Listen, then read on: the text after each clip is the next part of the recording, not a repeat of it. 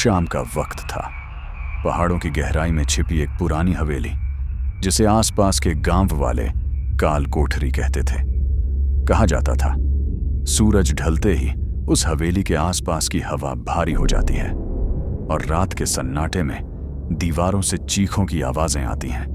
गांव वालों का कहना था जो भी उस हवेली में रात बिताता है वो या तो कभी वापस नहीं लौटता, और अगर लौट भी आए तो उसकी आंखों में ऐसा डर होता है जो मौत से भी बदतर होता है।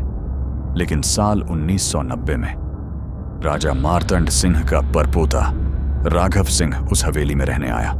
उसे इन कहानियों पर विश्वास नहीं था। उसे लगा ये सब सिर्फ गांव वालों का अंधविश्वास है।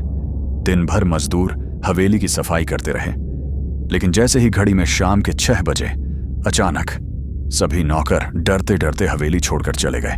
अब उस 40 कमरों वाली हवेली में राघव बिल्कुल अकेला था। रात के करीब 7 बजे राघव कॉफी लेकर डाइनिंग टेबल पर बैठा ही था कि तभी ऊपर की मंजिल से धड़ाम जैसे कोई भारी चीज जमीन पर गिरी हो। राघव ने सोचा शायद कोई पुराना संदूक गिरा होगा, लेकिन तभी डाइनिंग हॉल की खिड़की के पर्दे बिना हवा के धीरे धीरे हिलने लगे, जैसे कोई पर्दे के पीछे खड़ा होकर उसे देख रहा हो। राघव खिड़की के पास गया और जैसे ही उसने बाहर देखा, सूखे बरगद के पेड़ के नीचे एक सफेद साड़ी पहने औरत खड़ी थी। उसका चेहरा बालों से ढका हुआ था। राघव ने टॉर्च की रोशनी डाली और अचानक वो औरत गायब हो गई। रात के करीब 11:30 बजे राघव अपने कमरे में जाने ही वाला था कि तभी राजा मार्तंड सिंह के पुराने कमरे से एक औरत की दर्दनाक चीख सुनाई दी। राघव दौड़कर दरवाजे तक पहुंचा। दरवाजा अंदर से बंद था, लेकिन अंदर से सिर्फ सिसकियों की आवाज आ रही थी। राघव ने जोर से दरवाजा तोड़ा और अंदर घुसा, लेकिन कमरा पूरी तरह खाली था। बस फर्श पर गीले पैरों के ताजा निशान थे, जैसे कोई अभी अभी वहां खड़ा था। डरकर राघव अपने कमरे में लौट आया। उसने दरवाजा बंद किया और सोने की कोशिश करने लगा, लेकिन तभी खर्र खिड़की के शीशे पर नाखून रगड़ने की आवाज आने लगी।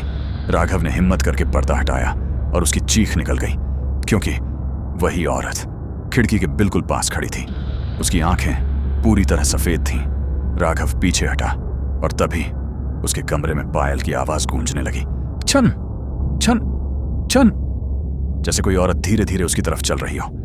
राघव ने पीछे मुड़कर देखा तो उसके सामने रखी कुर्सी अपने आप हिल रही थी, जैसे कोई अदृश्य इंसान उस पर बैठा हो।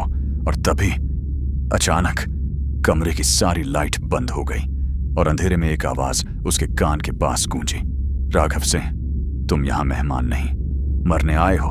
सुबह होते ही राघव ने पुराने नौकर रघु काका से सब बताया। तब काका ने एक डरावना सच बताया। 1805 में राजा मार्तंड सिंह ने एक निर्दोष किसान बख्तावर को चोरी के इल्जाम में बरगद के पेड़ से फांसी पर लटका दिया था। उसकी अंधी पत्नी हवेली आई और उसने श्राप दिया, जिस तरह मेरा घर उजड़ा है, इस हवेली में कभी शांति नहीं होगी। और उसी रात उसने खुद को आग लगा ली। तांत्रिकों ने उसकी आत्मा को हवेली के तहखाने में कैद कर दिया था। राघव ने फैसला किया वो उस आत्मा को मुक्त करेगा। रात 11 बजे राघव तहखाने में पहुंचा और तभी वो औरत उसके सामने प्रकट हुई। उसका शरीर जले हुए मांस से भरा था और उसकी आंखों की जगह काले गड्ढे थे। उसने राघव का गला पकड़ लिया। राघव का दम घुटने लगा, लेकिन उसने किसी तरह कहा, मैं तुम्हें आजाद करूंगा। तभी तहखाने में एक जंजीर दिखी जिसमें एक लोहे की कील ठोकी हुई थी। यही वो मंत्र था जिससे उस आत्मा को कैद किया गया था। राघव ने पत्थर उठाया और पूरी ताकत से कील पर मार दिया। थक कील टूट गई और उसी पल हवेली में एक भयानक चीख गूंजी। लेकिन इस बार वो औरत शांत हो चुकी थी।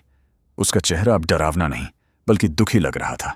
उसने राघव को देखा और धीरे धीरे हवा में राख की तरह गायब हो गई। अगली सुबह हवेली से वो सड़न, वो डर सब खत्म हो चुका था। राघव ने उस जगह पर एक स्मारक बनवाया, बख्तावर और उसकी पत्नी के नाम। कहते हैं आज भी लोग उस हवेली के पास से गुजरते हैं, लेकिन अब वहां डर नहीं, सिर्फ शांति महसूस होती है, क्योंकि कभी कभी इतिहास का सबसे बड़ा भूत अन्याय होता है। अगर आप भी अंधेरे के राज जानना चाहते हैं तो अभी सब्सक्राइब करें और भूत जंक्शन परिवार का हिस्सा बने। हम फिर मिलेंगे एक और दिल दहला देने वाली हॉरर स्टोरी के साथ। तब तक के लिए खौफ से सावधान रहिए।